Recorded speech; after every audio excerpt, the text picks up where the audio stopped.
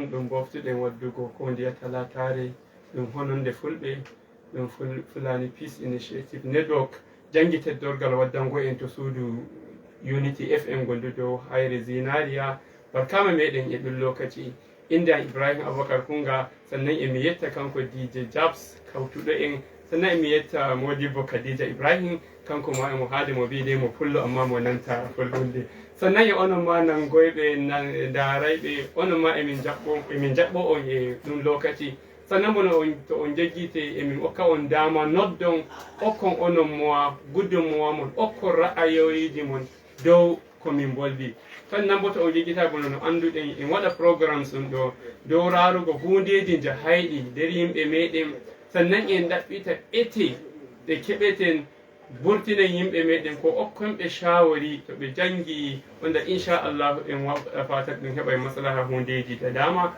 so min tan woni to programme ɗum amma e ɗon inchallahu barista ngar waɗa joinin an to wara bo to goɗɗum usiri mawɗum risimo so emi waɗa fata on nanay famon sannan noddon okkon gudunmuwa moɗon deydey goɗɗuɗo alhamdulillahi so hande en daray hundeji ɗiɗi zuwa tati ñalde en daari haala makka woni noyi enen hundeji e fofo nder meɗen pal amma duniyaru nanata yimɓe meɗen kamɓe ma ɓe handiɓe bolba ɓe bolbata sannan ɗum to ɗum ha to ɗum bolba ɗum ma ɗum yettinoytaka to handi ka yetto har ɗum janga mataki dow maka mais en darino ɗum ɗo deydey gorgodo so inchallahu to koɗo an wari o dagayte ɗum lawyajo wonta ɗon so inchallahu emo wondi kila amsa nder goɗɗi hundeji sannan ɗiɗabun bono no anduɗon ɗum innoyino haala ɗum yaha waɗay ɗum waɗa limgal so federal government ñalde ko kan ardiɗo lesdi joɗiɗi e mawɓe leydi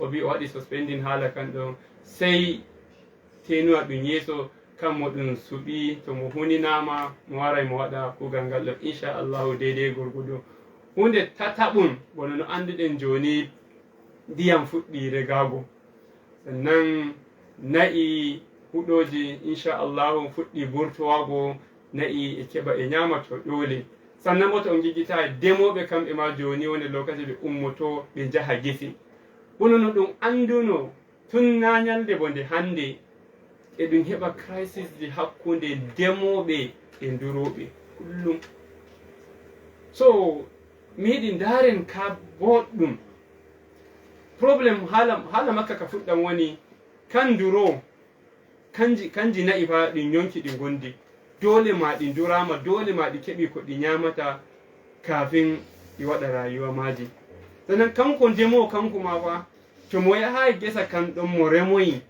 to kanko ma fa gesa kan ɗon kanka woni rayuwa mako to mo remayi fa wala ko mo ñamata so en gi deydey ɗo ni e nduro e ndemo yimɓe wonta ɗon handi ɓe kawta ko'e maɓɓe ɓe ballita bandiraɓe maɓɓe dow yigo ko koye waɗama ko handi bono no min noddayno kamɓe ndemoɓe kullum ɓe waɗa muñal ɓe waɗa ka hornango duroɓe laabi to na'i ƴaɓɓorto ta remiti gesa ma fuu to hornu laabi ko da ceɗɗa na'i to wari ƴaɓɓago jahay durowa to ɗum rema ko ɗi jahay ɗi jarowa ndiyam ko ɗi eñowa e hayre to ɗi tokkiray ɗon ɗum ɗi ƴaɓɓo wonda tun kafin goɗɗo tun kafin ɗum daña ɗum ma nayi e tokkayno ɗon ɗum ɗon warti laabi ɗi ko state government ko local government level ko federal government itti etal ngal ɗon mbi ngal ɗo etal dabbaji wonta ɗon ko bo a laamiɗo to angoire eɓe angoire ɗum heɓi famtira ɗum itti laawol ngol ɗum mbi to ɗo laabi na'i wonta ɗon so amma hande ko yahata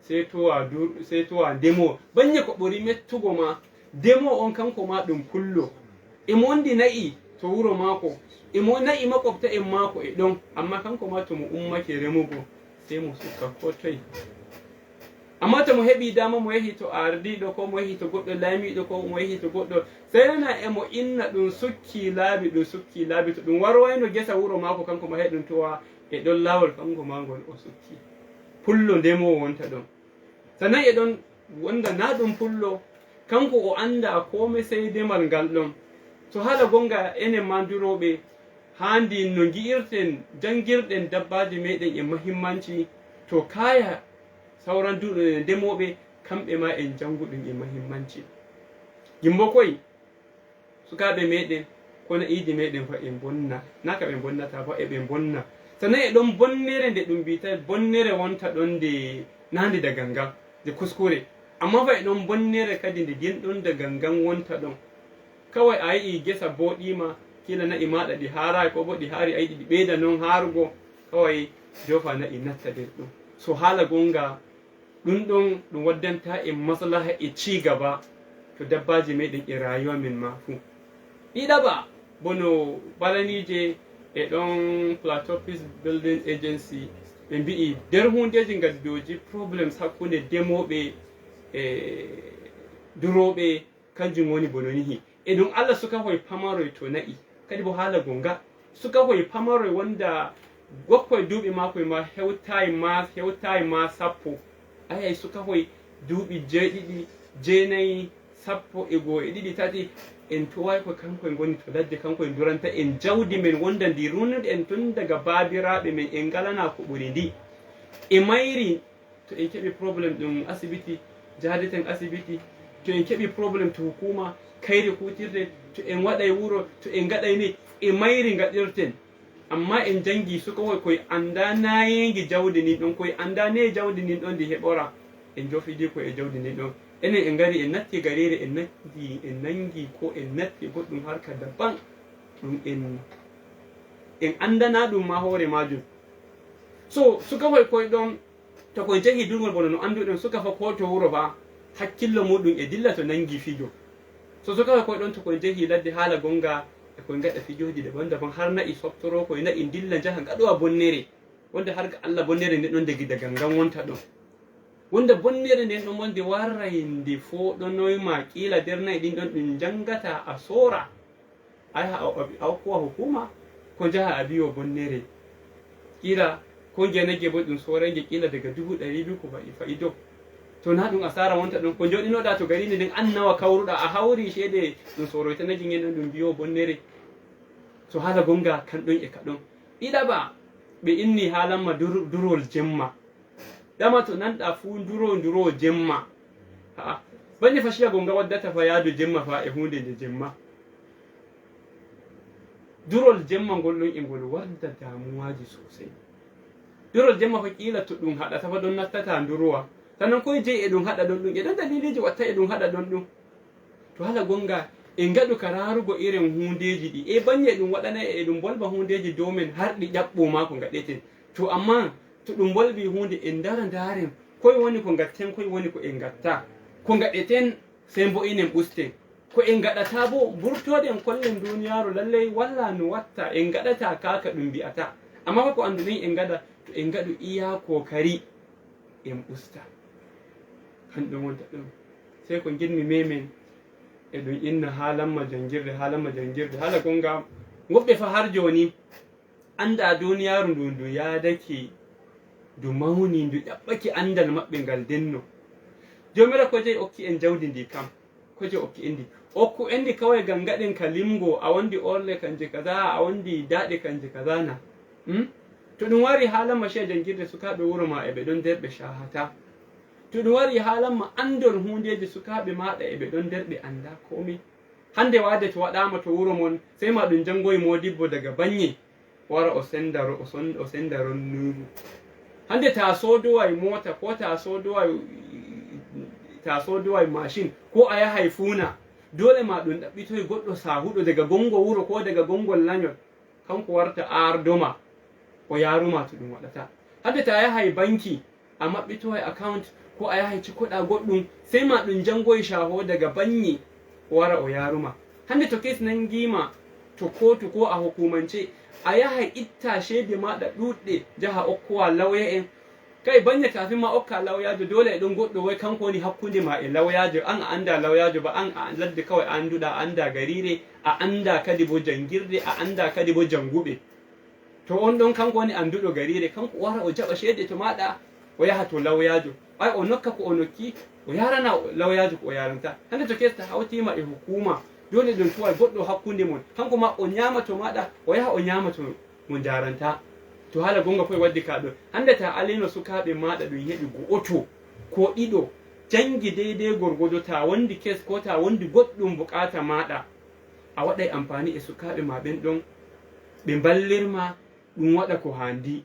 Amma haala gonga to en shadake jangugo etel jangirde ngal en jogake hunde go en ndeneditta e zamanu hattana durgol ngol ma en gaɗata ngol zamanu, to haala gonga en gaɗay ka faago gaɗa en gaɗay ka faago gaɗa. Dare banye hundeje to ummake to gonɗe banye ko crisis ji ko goɗɗi probléme ji ni ɗum warana en na'i laabi to na'i men ƴaɓɓoto ɗum sukka ɗum ta bi a sukkita ko ta yahi to hukuma sai ɗum mbima ha'a na'i ma ɗiɗo kam ina a soroɗi hina a jogiɗi jawdi maɗa won ɗon, to gannon ta yiɗi laabi to sai dai ngara shoda mo gesa kanko ma na'i mako wonta ɗon. To haala gonga to wala en gatka sorkugo en kawtindira hundeji en dara ko handi, to har ga Allah en gaɗay ka faago gaɗa ci gaba bo ɗum bukati bo ci gaba jahojum joni yadake ƴaɓɓake ɗum ɗum. So gannon e mi yiɗi onon ma nanoɓe e daroɓe natton hokkon gudunmuwa mon to nambaji ɗi boftuɗon noddugo on okkira gudunmuwa mon a takaice anan inchallahu joni min fuɗɗay jangugo noddol ba noddowo mo fuɗɗam. Assalamu aleykum. Naam, wa aleykum salam. wanda Yahuza na wadda To Modibo Yahuza jaɓɓama e natton. Zan yi mana da Hausa saboda akwai wanda suke sauraron mu dan uwane mu wanda ba sa jin Fulatanci. Ni zan yi mana da Hausa ne a To muna jinka a gurguje. Na'am. Bolbule. To o haala mako taƴi sai noddowo mo yeeso kadi ngam mo to etal. Assalamu aleykum. Naam, assalamu aleykum. Jam kala Allah rene mo min bollata. To Modibo Sani jaɓɓama e nasto. Madalla magana mutumin nan gaba da wasu kuɗi lawar har ga Allah lawar kai da su da dama gona ke Non. inda gida ko min da wani kayan ke min har ga Allah na ne da ni kawai da Allah so dudu ba amma gaskiya ba da wani ka na kanwa ne Non. yawa saboda no ai go ya ka banye mun a kawai iro rango amma ne ni do fama kusan dindin guda kawai do do Non. To on kawti koye mo on jahi to laamiɓe ɓe. Non.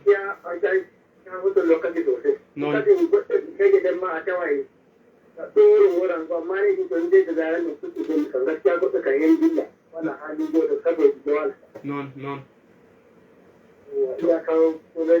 To Allah sudda asiri Allah waddana en maslaha. To min getti sosai. Yawa to husu to tagaɗo noddi okki probléme sannan sai okka ko yita at least to ɗum tokki etal ngal ɗum heɓay maslaha dow majum ɗinko bolbeten koni problémes ji meɗen sannan kadi koye woni mafita maji.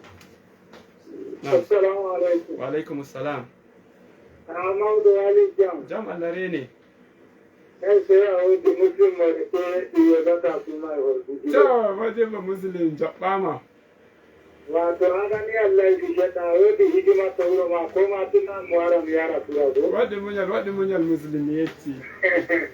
To non jam bo ne kokari. Jam Allah yettama. To Allah in ba din su je jama'a da jam Allah sanyo ni ma Allah da barka. Amin amin ya Allah. Wato daga matina mangalan kan horai a matina yangal bito ma to Allah sanyo Allah. Amin waɗi munyal na ɗum non. Ka jabba ke bibi gaskiya min ma idan dan bayani ga da ni shaɗan do magana lawo. Na'am na'am. Har da Allah ina kun da do ba. Na'am. Assalamu alaikum.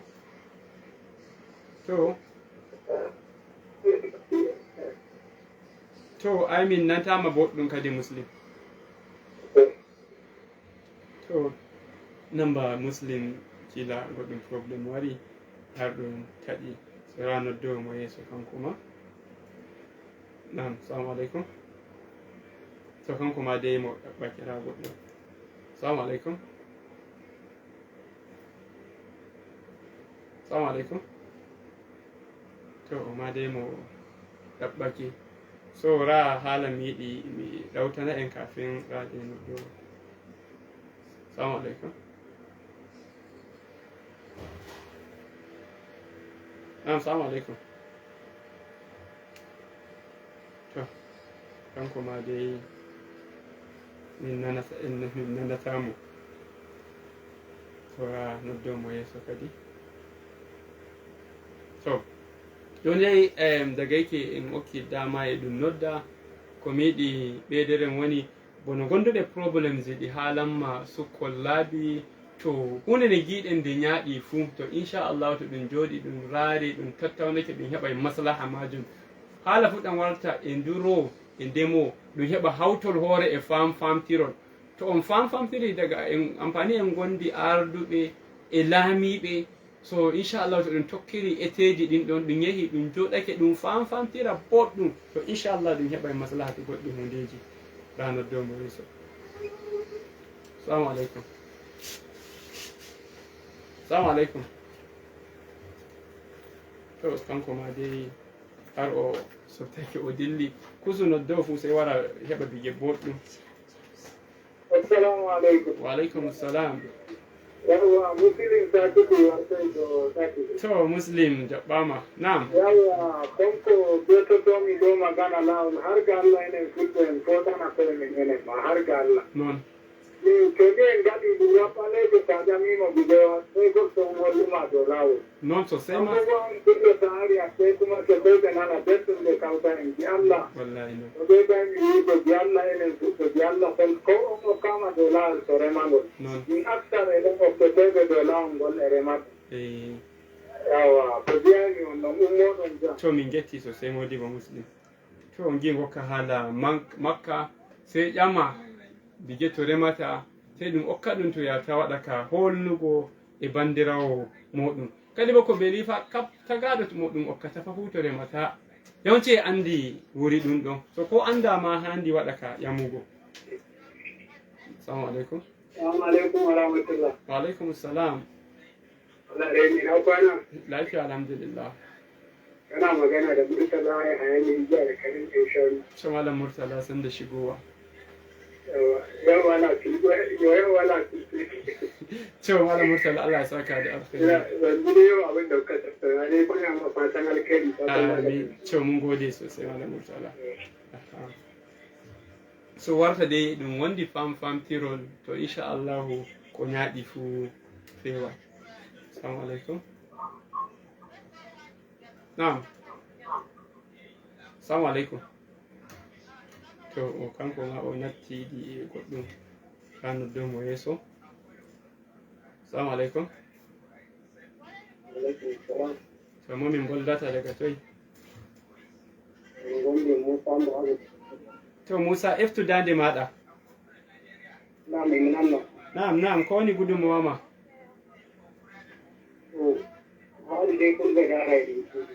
Naam.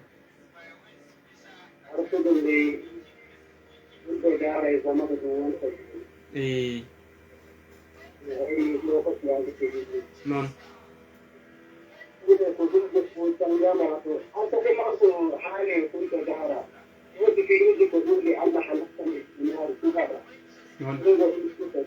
Non.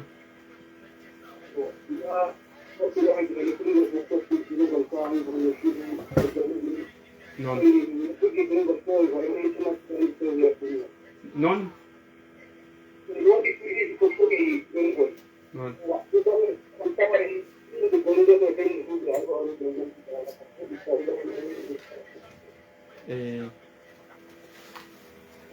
To min getti sosai hala maɗa kam min nanta e ka ɓurto boɗɗum.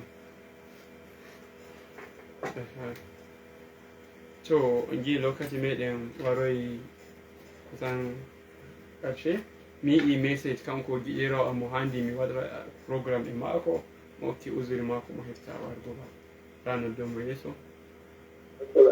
Wa alaikum assalam. Jam Allah sene. Alhamdulillah. To modibo Muhammadu jaɓɓama e naftol. Alhamdulillah, masha Allah. Wato gaskiya man yawa dai habar na wasu waɗanda su Na'am. Kadin gaskiya irin kudin na sayan kan Allah ya kawo su koyi. Non. Yau da kaji bula su ne. Non. Ina jin da ta kan no wala hande woni banni no tawa ko fullo ko gaɗa no wala ɗo lawol hamɓe hamɓe wallahi semtini ɗum mawɗo sago Allah an ma an waɗa fullo gaɗi noon sannan goɗɗo na fullo no waɗata hamɓe ha shi kenan kadi o heɓi wala goɗɗum nabi gaɗen mbiya tama cewa ay an kaza kaza no ino onon gaɗa ɗum so noon kana tanama hanko ko gasa yetano noon ay dole ne yetanoma gaskiya ene fuɗi musamman ƙarɗo e meɗen kam Allah ma tun dige da suka da ɗum an lawi su gwamnati ka kakakar ɗaya ɗum alif ɗin su gani ne kai sannan bu an tare mai tunan ra'ayi da su ke ɗin dan na zama kawar an yi da mawai zama ka ɗaya da shi a wuri a wata ɗaya da kawai da mawala an so su ko su ne rike ba gaskiya in kawo ta kwaɗin mai ɗan kusa mai ɗin da hannu gani na san yadda musamman ɗan kudu wani kowa na kullum wani ɗin ya hanyar da ka buɗe ban ne hanyar da faruwa ya zama a nyamai ne non sosai ma a wani yanzu ma ɗuwarin sati ko kaɗin a rima kusa ba wani ta ɗauka an gwara min tare da kwato ta kin goma shi da ziyara da gaida alayyar da ma wala ji ba alayyar da ma amma shi ga da arka shi sun da wani da arka ai amfani da goma amma ban yi da arka in sa da wani da wada yake da wani da Allah kuma bai ma ne da arko in ko da in da wannan hadin ne dan tudu wata halaji ya mu akan kuma wani hanko ne ne wani kuka da yake halaka da yi mai kwallo wadda da ga wala ufa da moto da gari da nan amma da wadda da halaka ko da zai ba da abu ba dan goyi wadda an ko kaza kaza da ai wala non sosai mai ne da ya kasa kauta in kullu in gaba gon in go ko ne ne in dai in hota ko su duka bayan karin garin da yake non Allah ya amin amin min getti to Allah wada assalamu alaikum to Allah wada be dun noddata nani kadi bo waɗa amfani e majum assalamu aleykum mamin bollata to haala mako kanko ma dillira noddo mo yeeso kadi assalamu aleykum assalamu aleykum ka ina kala noddowo to sey woso haade radio kannan bo to noddi rara lallay noddi ra noddo mo yeeso assalamu aleykum Naam, Allah sai ne moyi in bollata. mun yi daga gobe. To, jaɓɓama jibo. Allah ta kamar da yi ga kuma ko da no ba ta. Amin amin min jetti. Koni gudunmawa maɗa. To, so o dilli mi a haala en timmini noddol sannan e jangugo yigo lokaci yadake dilli. So ko mi yiɗi mi ɓeydara noddugo en amma waɗi muñal ha jangen noddugol ƙarshen goɗɗo assalamu aleykum nam aleykum assalam momin bollata to modibbo jaɓɓama koni gudunmawa maɗa gurguje